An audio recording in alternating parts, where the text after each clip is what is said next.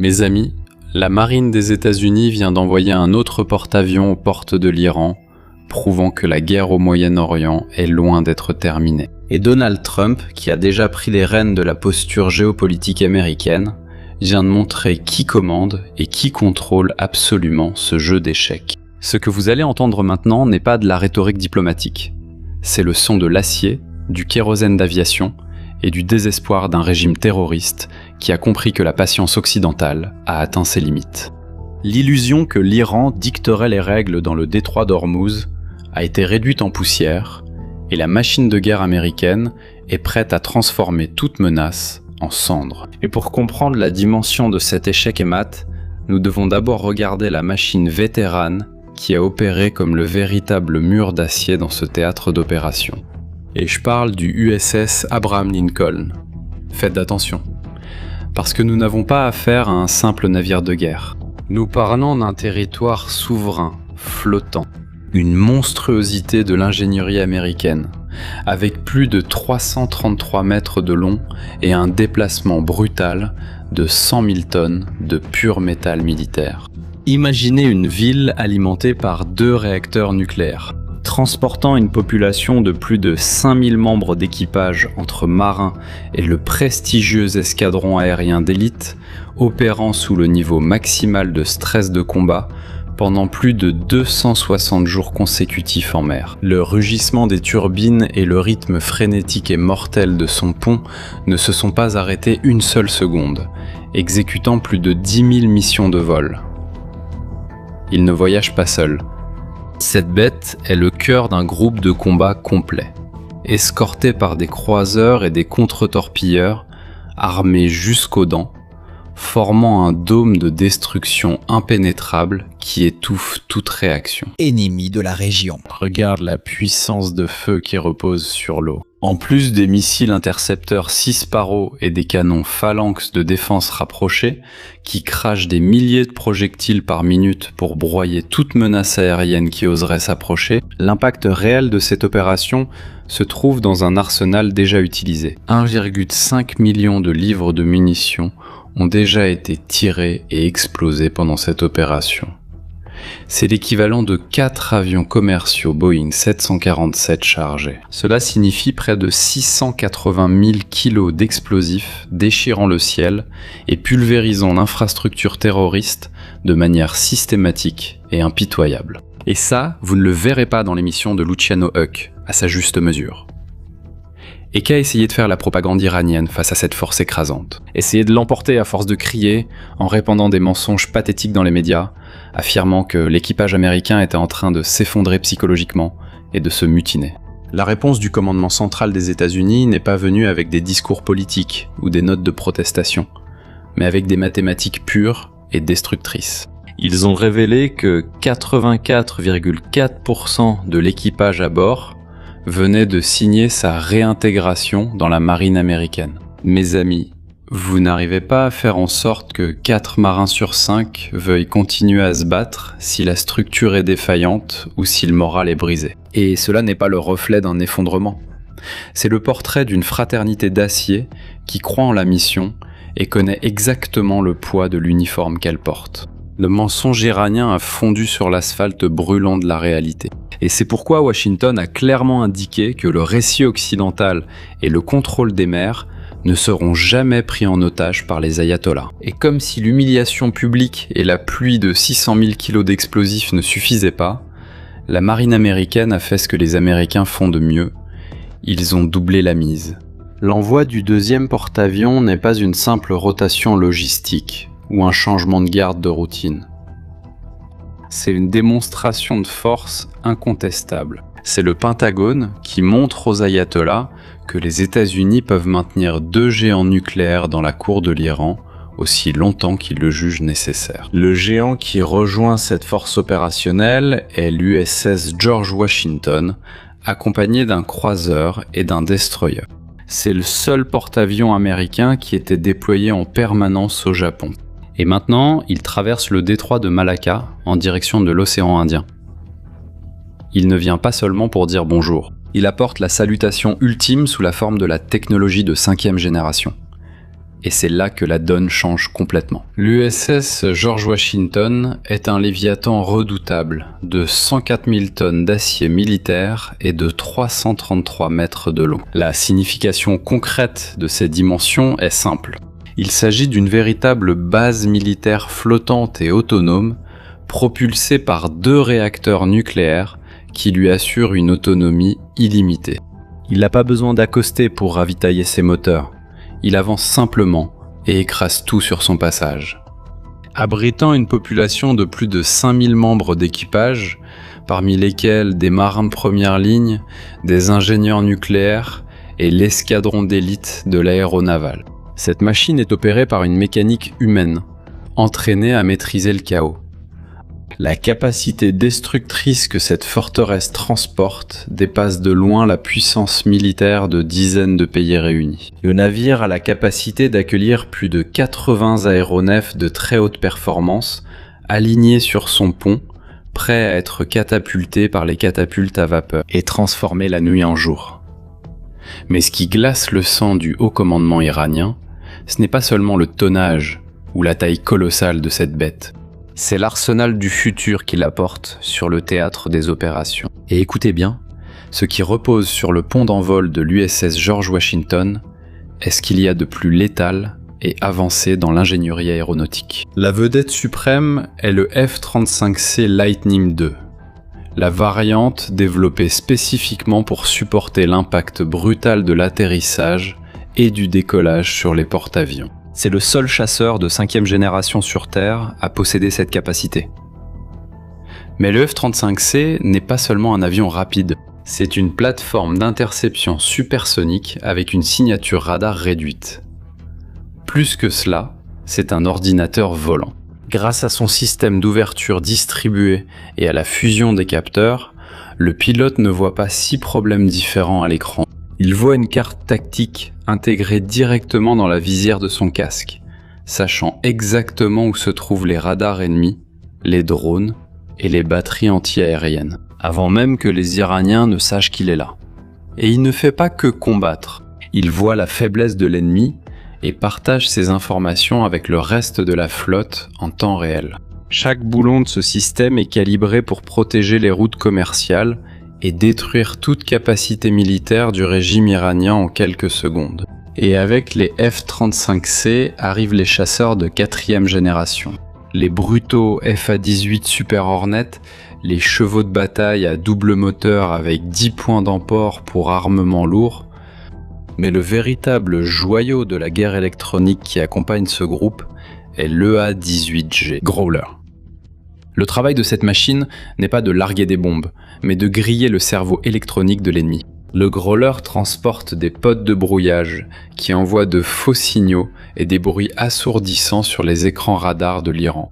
Leur mission est d'agir comme des manipulateurs électroniques, rendant l'opérateur radar ennemi fou, sans savoir si l'écran montre un fantôme, une panne du système ou un missile à 3 secondes de l'impact. L'opérateur ennemi commence à douter de son propre équipement, comme quelqu'un qui subit la terreur psychologique d'une ex-petite amie toxique. Quand le radar clignote et que tu meurs, la flotte américaine est déjà passée. Mes amis, et si vous pensez que ce sujet est important et que vous voulez que plus de Brésiliens y aient accès, soutenez cette vidéo maintenant. Utilisez le super merci juste en dessous ou les informations qui apparaissent sur votre écran. Boostons notre communauté. Maintenant, regardez bien, la véritable révolution technologique, le véritable tournant qui fera perdre le sommeil au haut commandement iranien, ne transporte pas de missiles et n'a pas de pilote dans le cockpit. C'est le MQ-25 Stingray. Nous parlons du drone de ravitaillement aérien autonome basé sur un porte-avions. Jusqu'à aujourd'hui, la marine des États-Unis utilisait ses propres chasseurs Super Hornet équipés de réservoirs supplémentaires de carburant pour ravitailler d'autres chasseurs en vol, gaspillant jusqu'à 1/3 des missions de ses meilleurs avions d'attaque. Rien de plus que des stations-service volantes. Le MQ-25 change complètement la donne de la guerre. Il a déjà prouvé qu'il était capable de déployer son tuyau et de ravitailler un F-35C en plein vol. C'est pas un concept. C'est une réalité testée et approuvée. Ce drone est programmé pour décoller, voler, ravitailler et atterrir sur le pont du porte-avions de manière totalement autonome, opéré par un contrôleur dans une salle sécurisée. Le Stingray peut transporter près de 6300 kg de carburant à une distance de plus de 900 km de la flotte. Et quelle est l'implication pratique et terrifiante de cela ?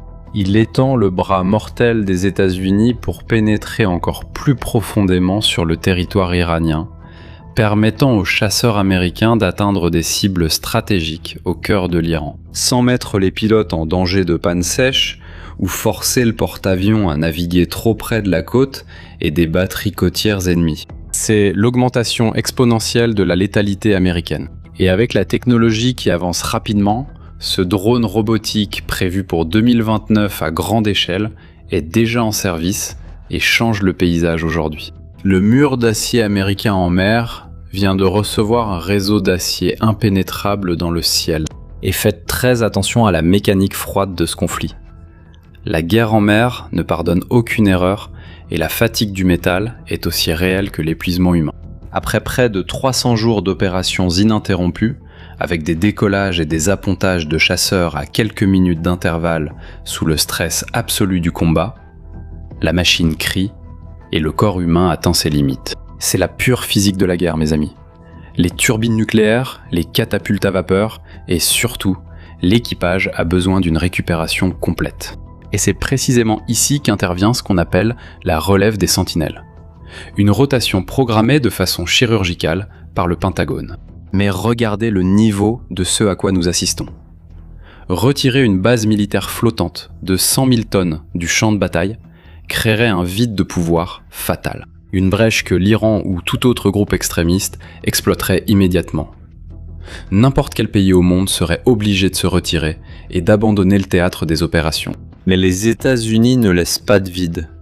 Ils en alignent un autre, tout simplement.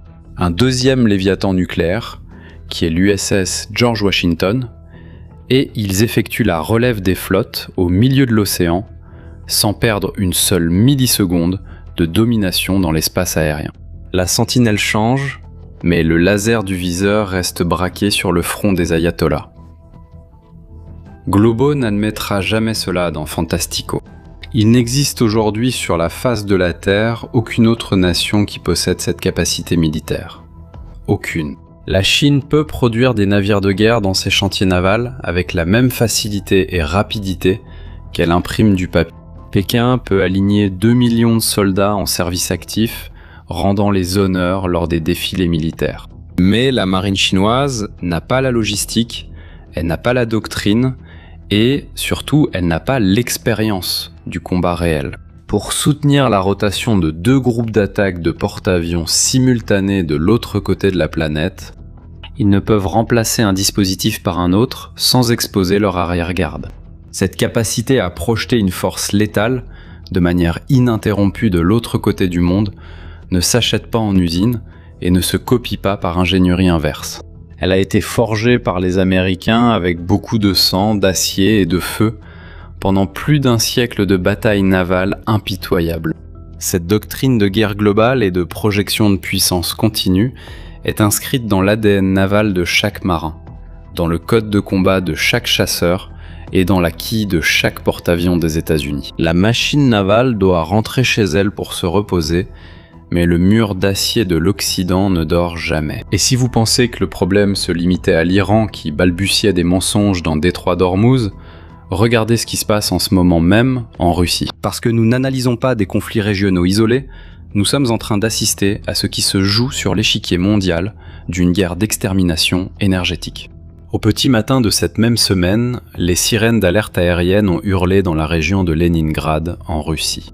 L'Ukraine n'a plus pris de gants et a lancé des dizaines de drones. Plus de 50 ont été recensés, détruisant des installations et incendiant le port pétrolier vital de Louga. Et pourquoi le port de Louga est-il si important ? Parce que ce port exportait environ 700 000 barils de pétrole par jour l'année dernière. C'est la même logique d'asphyxie appliquée dans le golfe Persique. Alors que la flotte de porte-avions des États-Unis coupe le flux d'argent de l'Iran, l'Ukraine détruit les artères de carburant de la machine de guerre de Vladimir Poutine. En même temps, preuve claire de la tension qui frappe l'Europe, des chasseurs de l'OTAN stationnés en Lettonie ont été placés en alerte maximale de réaction rapide.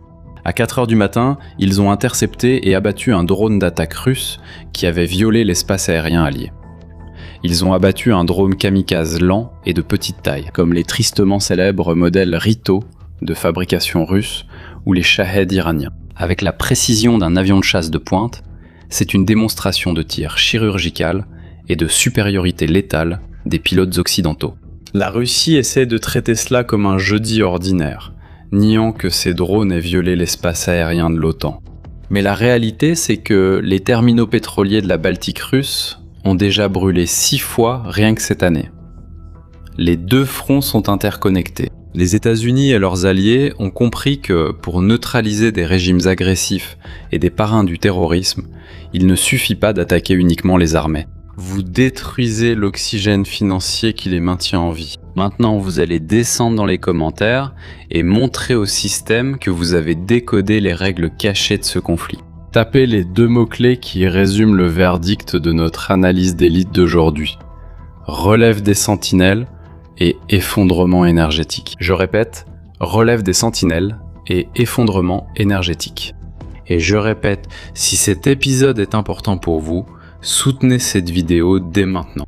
Mes amis, avec le retour des Américains, la doctrine de la paix par la force, menée par l'attitude implacable de Trump, a piégé l'axe ennemi dans un piège qu'ils ont eux-mêmes construit. Aux 4 coins de la Terre, en Europe, au Moyen-Orient et en Amérique latine. Là-bas, l'Iran est au paroxysme de son auto-étranglement. Dans le silence de la nuit, la garde révolutionnaire a tweeté que sans la permission de l'Iran, aucun pétrolier ne traverse le détroit d'Ormuz.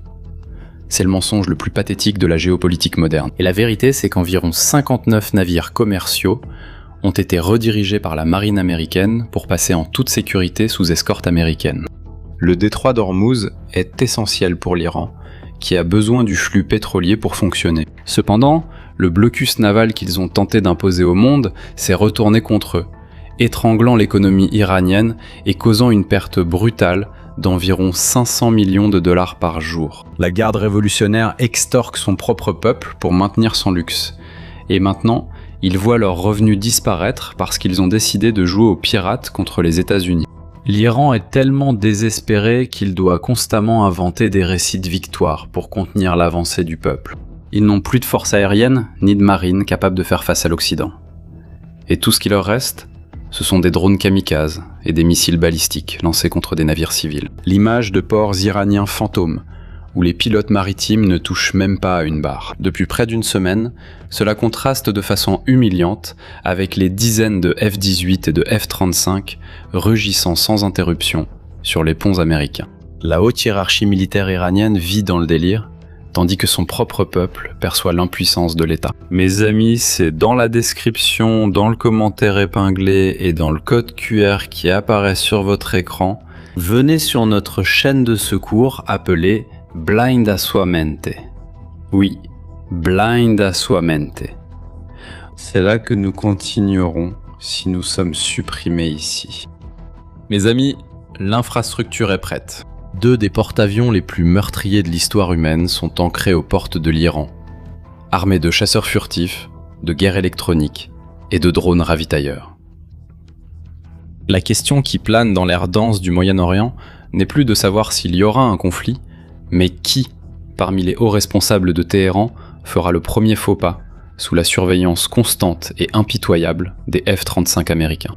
L'échiquier est déjà en place et le message de Washington a été écrit en métal et en feu. La supériorité militaire ne sera pas négociée. L'ingénuité coûte des nations. L'ignorance fait payer le prix de sa propre liberté. Préparez votre esprit. Le blindage est stratégique. Et pendant que le monde dort sous des récits fabriqués, vous ne pouvez pas vous permettre d'être pris au dépourvu. C'est pourquoi nous avons construit notre plateforme exclusive. Un véritable bunker du renseignement, totalement libre de censure. Là-bas, vous n'êtes pas un simple spectateur. Vous rejoignez plus de 3000 analystes qui financent la vérité ici et qui se penchent chaque jour sur la carte de ce qui se passe réellement dans les coulisses du pouvoir mondial. Nous anticipons le coup avant que le système ne réagisse. N'attendez pas que la crise frappe à votre porte pour chercher refuge. Scannez le QR code à l'écran avec votre téléphone et accédez au lien dans la description et dans le premier commentaire épinglé. Entrez dans le bunker et prenez le contrôle de votre propre esprit. Et pour ceux qui sont restés jusqu'ici, j'ai un cadeau. Une série fantastique qui traite justement de cette guerre géopolitique. Oui, mes amis. Et pour ceux qui demandent le nom de cette série, Shimon, quel est le nom ? Eh bien, elle s'appelle Lioness et elle est sur Paramount+. D'accord ? Et vous trouverez des conseils comme ceci sur notre chaîne avec des recommandations de séries et de films. Sans culture woke ni plaintes inutiles, une sélection pour ne plus perdre de temps à chercher un bon programme. D'accord ? Alors soutenez notre chaîne de séries et de films. Le lien se trouve dans la description, dans le commentaire épinglé et dans la fiche qui apparaît sur votre écran maintenant. Abonnez-vous à la chaîne, activez la cloche des notifications, laissez un like sur la vidéo parce que ça demande du travail. Maintenant, blindez votre esprit. Oui, blindez votre esprit. Je suis Shimon Oliveira et on se retrouve dans la prochaine vidéo. À bientôt.